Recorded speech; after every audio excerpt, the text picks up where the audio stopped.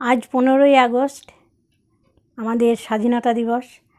তো 1947 সালে 15ই আগস্ট আজকের দিনে আমাদের দেশ স্বাধীন হয়েছিল।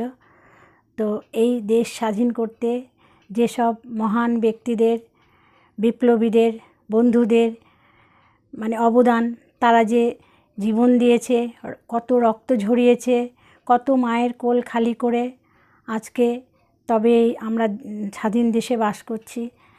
তো বন্ধুরা, সেই যে যারা এই দেশের জন্য, দেশ স্বাধীনের জন্য যারা প্রাণ দিয়েছে, প্রাণ বলিদান করেছে, তো তাদের উদ্দেশ্যে আমি চরণে শ্রদ্ধাঞ্জলি এবং শতকোটি প্রণাম জানিয়ে আমি একটি গান করছি।